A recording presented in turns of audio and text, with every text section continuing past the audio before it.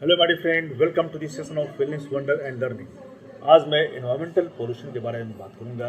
Environmental degradation किस तरह से एनवायरमेंट क्रिएट कर रहा है और इंडस्ट्रीज के आसपास बनाने वाले लोग, वहाँ के जीव जंतु, पेड़ पौधे, खेत काफ़ी हद तक प्रभावित होते हैं और फिर ये जो है लोगों में बीमारियां भी उत्पन्न कर रही हैं। Direct reduced iron DRI plant और फेरोएल्युलाई यूनिट्स कुछ ऐसे प्लांट्स हैं जिनमें प्रदूषण की समस्या काफ़ी ज़्यादा पाई जाती है।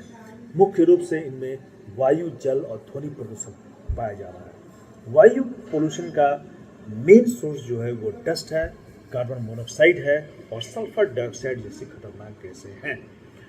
तो इनमें जो है इसका समाधान क्या है? प्रदूषण नियंत्रण उपकरण, पोल्यूशन कंट्रोल डिवाइसेस लगाकर, जिसमें कि इलेक्ट्रोस्टैटिक प्रेसिपिटेटर, ESP और बैक फिल्टर शामिल हैं।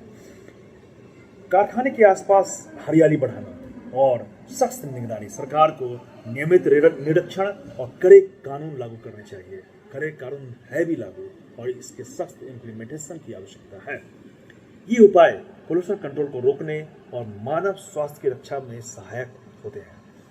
DRI प्लांट्स और फेरोएल्युलाई प्लांट्स में निर्माण की क्या प्रक्रिया है, अब इसे जानना काफ़ी आवश्यक है। डायरेक्ट रिड्यूस्ड आयरन की प्रक्रिया क्या है? इसके रॉ मटेरियल है आयरन ओर, कोयला या नेचुरल गैसेस। इसमें आयरन ओर को कोयला या गैस से 800 से 1000 डिग्री टेम्परेचर पर सीधे रिड्यूस्ड किया जाता है, जिससे कि स्पंज आयरन तैयार होता है। इस प्रक्रिया में लोहा को पिघलता नहीं है, बल्कि डायरेक्टली ये रिड्यूस्ड होता है, इसीलिए इसे डायरेक्ट रिड्यूस्ड आयरन कहा जाता है। स्पंज आयरन DRI का उपयोग स्टील के निर्माण में होता है। इसकी स्टील के निर्माण में यह महत्वपूर्ण भूमिका निभाता है।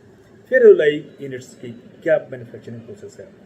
फेरोएल्युलाई यूनिट्स का जो रॉ मटेरियल है वह है मैग्नीज, सिलिकॉन, क्रोमियम एक्सेट्रा। ऐसा क्या प्रोसेस है? इलेक्ट्रिक आर्क फर्नेस में इन रॉ मटेरियल्स को हाई टेम्परेचर पर मेल्ट कराया जाता है, जिससे कि फेरोएल्युलाइज बनते हैं। और फेरोएल्युलाइज के प्रोडक्ट क्या हैं? फेरोमैग्नीज, फेरोसिलिकॉन, फेरोक्रोम। ये सभी स्टील के मैन्युफैक्चरिंग में यूज होते हैं और ये बहुत बढ़िया एक्सपोर्ट आइटम है। यह प्रक्रिया स्टील निर्माण के लिए काफ़ी आवश्यक है, लेकिन इनके मैन्युफैक्चरिंग से भारी पोल्यूशन होता है, भारी मात्रा में पोल्यूशन होता है, तो इसके लिए प्रदूषण नियंत्रण की व्यवस्था काफ़ी आवश्यक है। तो हम जानते हैं कि DRI प्लांट और फेरोएल्युलाई में उत्पन्न पोल्यूशन को कैसे दूर किया जाए। जैसा कि मैंने पहले बताया, एयर पोल्यूशन कंट्रोल सिस्टम में इलेक्ट्रोस्टैटिक प्रेसिपिटेटर लगाना और बैक फिल्टर का उपयोग करना काफ़ी आवश्यक है। इससे धूल और गैसेस जो है कम हो जाते हैं, रुक जाते हैं।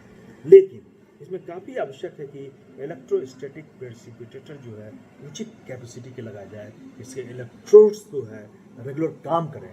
बैक फिल्टर्स भी, जो बैक फिल्टर्स हैं वो अच्छे नंबर्स में लगाया जाए, अच्छे क्वालिटी के बैक फिल्टर्स लगाए जाएँ और जो ID फैंस हैं उनका जो कैपेसिटी है, जो खींचने की शक्ति है, वो काफ़ी अच्छा होगा, ज़्यादा होगा, तभी जो है वो गैसेस को अपने पास खींचेंगे और गैसेस वहाँ से होके क्लीन एयर एटमॉस्फेयर में जाएगी। ये काफ़ी आवश्यक है। फिर स्क्रबर्स, गैसों को साफ करने के लिए, क्लीन करने के लिए स्क्रबर का इस्तेमाल किया जाता है, जैसे कि सल्फर डाइऑक्साइड और नाइट्रोजन डाइऑक्साइड। इनको एब्जॉर्ब करके और साफ गैसेस को फिर बाहर भेजा जा सकता है, एटमॉस्फेयर में चला जाता है। वायु प्रदूषण हो गया। अब है वाटर पोल्यूशन, जल प्रदूषण। जल प्रदूषण को रोकने के लिए सबसे अच्छा उपाय है रिसाइकलिंग प्रोसेस। जो वाटर जो यूज़ होने के बाद निकलता है उसे फिर जमा करके फिर से रिसाइकिल करके प्रोसेस में यूज किया जाए या कूलिंग में यूज किया जाए, तभी प्रदूषण कम होगा।